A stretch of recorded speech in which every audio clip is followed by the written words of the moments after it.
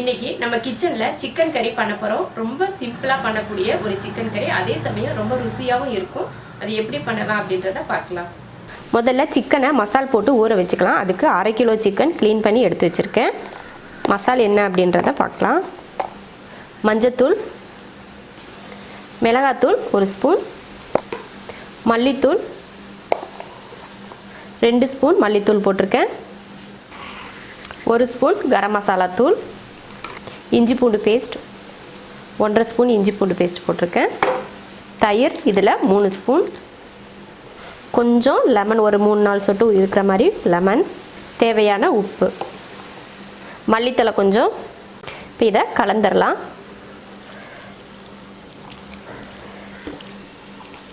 கலந்தாச்சு. நான் 1/2 கிலோவுக்கு தகுந்த மாதிரி கரெக்டாக மசால் சொல்லியிருக்கேன். நீங்கள் 1 கிலோ செய்கிறதுனா இதில் ஒரு பங்கு அதிகமாக, இப்போ 1 ஸ்பூன் போட்டிருக்கேன்னா 2 ஸ்பூனாக சேர்த்துக்கிற மாதிரி 1 கிலோ செஞ்சிங்கன்னா சேர்த்துக்கோங்க. இப்போ அவ்வளோதான், பிரட்டி வச்சாச்சு. 1 மணி நேரம் ஊற வச்சுட்டு அதுக்கப்புறமா நம்ம சிக்கன் ரெடி பண்ணிக்கலாம். சிக்கன் ஊற வச்சு 1 மணி நேரம் ஆச்சு.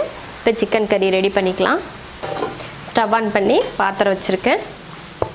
எண்ணெய் ஊற்றிக்கலாம். எண்ணெய் காஞ்சதுமே 2 பெரிய வெங்காயம் நீல வாக்கில் கட் பண்ணியிருக்கேன், அதை சேர்த்துடலாம் எண்ணெயில்.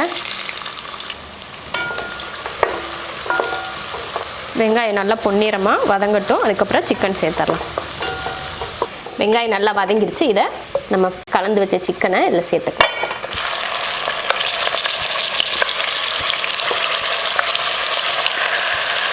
எதுவுமே இதுக்கு மேலே நம்ம சேர்க்க தேவையில்லை. உப்பு மசாலா எல்லாமே கரெக்டாக சேர்த்து வச்சுருக்கோம், அதனால் எதுவும் சேர்க்க வேணாம்.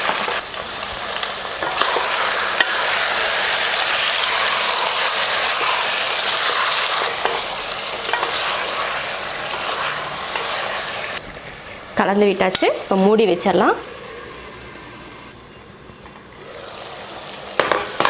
கொதிக்க ஆரம்பிச்சிருச்சு.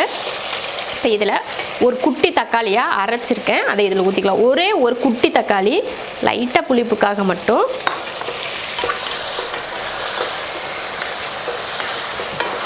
நல்லா சிக்கன் தண்ணி விட்டு வேகுது. சீக்கிரமாக ரெடி ஆயிரும். இந்த மாதிரி செஞ்சிங்கன்னா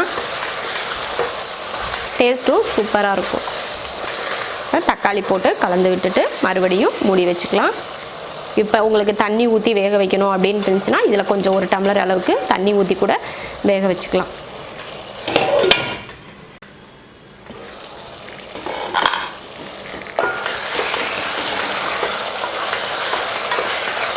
தண்ணி ஊற்றாமலே நல்லா வெந்துடும். நம்ம அந்த சிக்கனில் இருக்க தண்ணியிலேயே நல்லா வெந்துடும். ஆனாலும் கொஞ்சம் கிரேவி அதிகமாக வேணும் அப்படின்னு நினச்சிங்கன்னா இன்னும் கொஞ்சம் தண்ணி சேர்த்துக்கலாம். நானும் கூட கொஞ்சம் தண்ணி சேர்த்துக்கிறேன். இந்த குட்டி கப்பில் 1 கப் தண்ணி சேர்க்குறேன்.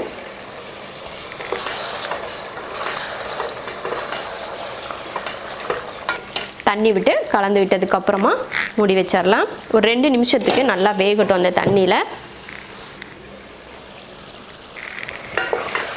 சிக்கன் நல்லா வெந்துருச்சு. தண்ணி ஊற்றி நல்லா வெந்து எண்ணெய் தெளிஞ்சு வந்துருச்சு. லாஸ்ட்டாக பச்சை கருவேப்பிலையும் மல்லித்தலையும் இதில் தூவிக்கலாம். இப்போ அடுப்பு ஆஃப் பண்ணிடலாம். ஆஃப் பண்ணியாச்சு. இப்போ சிக்கன் கறி ரெடி. ரொம்ப அருமையான ருசியில் சிக்கன் கறி ரெடி ஆயிடுச்சு.